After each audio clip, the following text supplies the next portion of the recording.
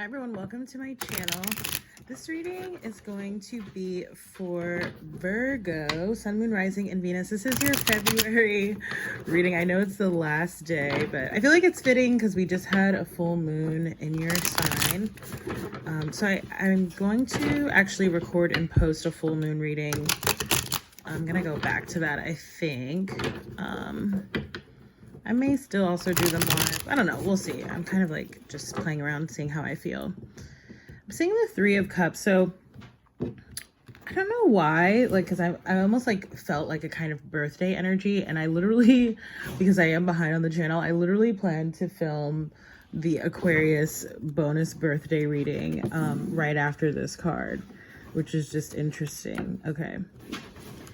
So this is a mini partners reading or relationship reading, love message. Okay. So let's see what we have coming up here. You do have the Emperor card, and notice you have the Emperor and the Empress, okay? So whenever we see, right, I always tell people, like, the Emperor and the Empress always go together anyway. But especially when you see them in a reading together, it's definitely talking about, you know, a very special, you know, spiritual connection, soulmate connection. So I definitely, you know, again, this is a partner spread, so that fits. I apologize for all the noise. It's my dog. I'm going nuts. Okay, so with the Empress card reversed here, it does feel like, you know, oftentimes when we see reversals, okay, and I know some people don't read them, but the way that I sort of read them is kind of like, you know, a little bit of like an upside down energy. So if we think of the Empress as being, you know, very vibrational, you know, feeling very beautiful, very creative, very lush, you know, luxurious, taken care of, especially with the, you know, this imagery, it can sort of suggest that maybe someone isn't feeling that way, right? They're maybe not feeling their best or not in their, you know, highest energy for whatever reason, right? There's many different reasons why this could be happening. Maybe they're feeling, you know, creatively stifled. Oh my gosh, my dog just went, I don't know what he's doing down there, but hopefully he doesn't mess up this reading. And the next card is the Ten of Wands. So I do feel like, whomever this may be sort of representing, because it tends to be like one side and then the other. It doesn't have to be, right? Especially in relationships, they act as mirrors. But with the Ten of Wands here, you know, it's talking about someone who might be feeling, could be a fire sign. Okay, so Aries, Leo, Sagittarius, especially again with that Emperor energy that we saw, Aries. And I see the Temperance under that, which is Sag, and we have the Sun card here, Leo. So literally all three fire signs. But someone may just be feeling sort of overburdened, you know, and this, again, can be for any number of reasons. It can talk about, you know, having an overwhelming number of responsibilities, having, you know, just sort of too many tasks to do, right? Like kind of like saying yes to everything and not, so it talks about like needing to sort of, you know, maybe delegate and prioritize in that way, right? If we're talking about more work, but it can just talk about like also just like, you know, feeling overwhelmed and sort of other senses as well. And it's interesting because when I see this card, I see Saturn energy here. And so I do wonder if, you know, that Saturnian, right? And Saturn rules, you know, karma and our lessons, if that might be coming into play here. Again, however, that might sort of resonate. Okay.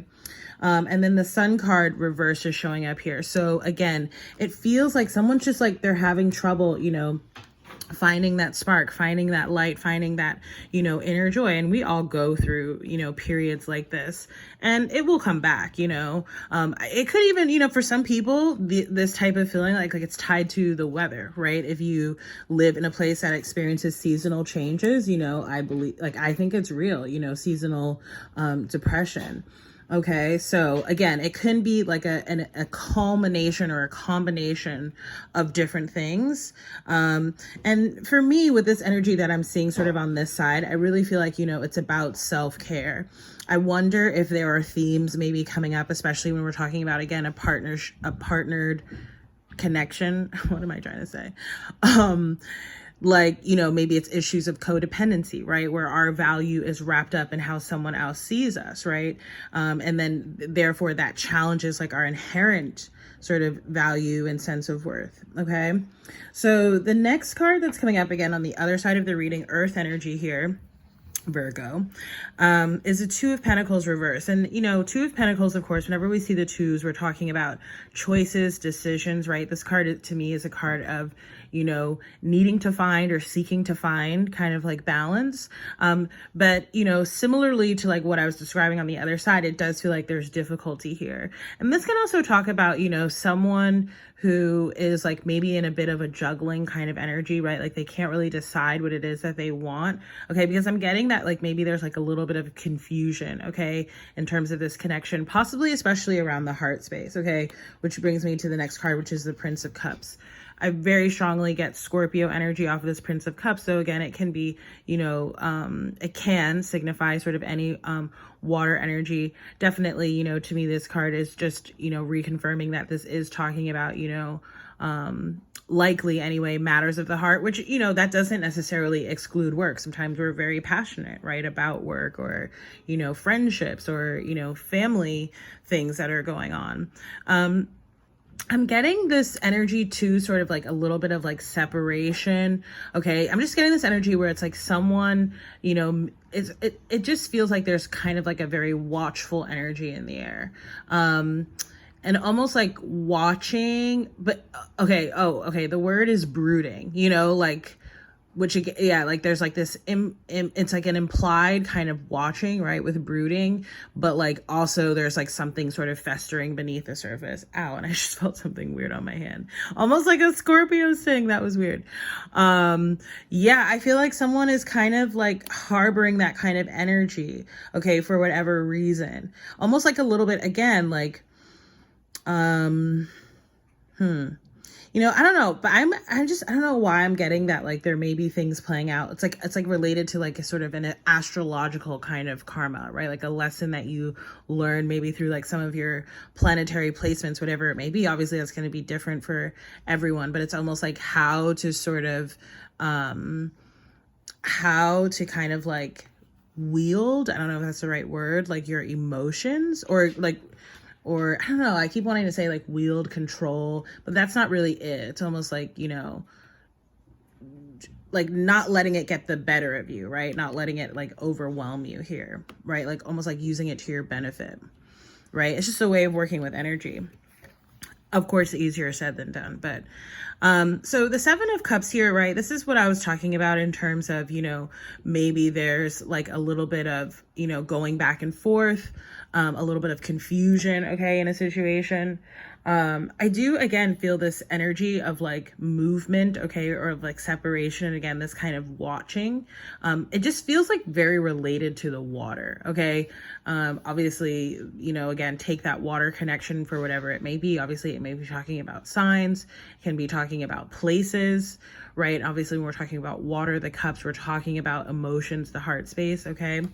I do feel like there's a little bit of conflict, okay, between the head and the heart. Again, whatever side that may be coming up on, or both.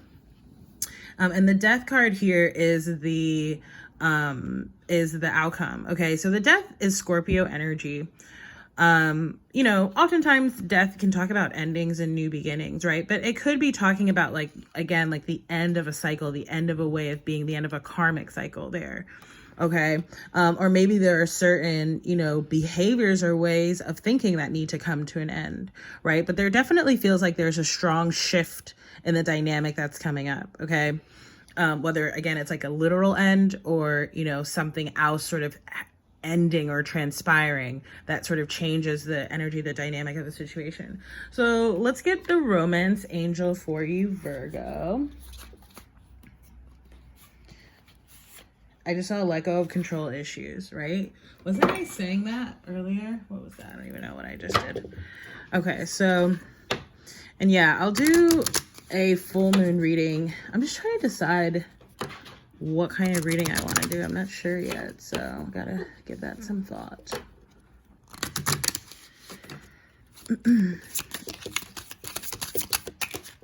Oh my gosh, hold on.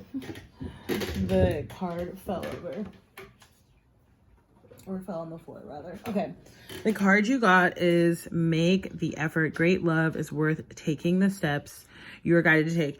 Again, I do feel like someone may feel confused or like they don't have clarity, you know, probably one of the messages of the full moon in Virgo, right, is very much about getting that groundedness and that clarity, right? Because that's important for like taking the next steps, right? Like making a plan and then taking follow-up action.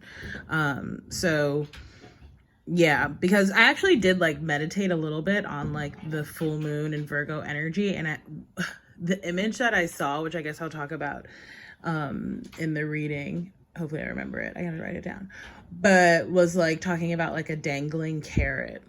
Kind of weird, but also like can be like viewed literally, or again kind of more metaphorically. So take that for what it's worth, Virgos. At any rate, if the reading resonates, don't forget to, I almost said happy birthday, but obviously that's for actually Pisces, but again, I have to do the Aquarius birthday reading. So Virgo, if the reading resonated, don't forget to like, share, comment, subscribe.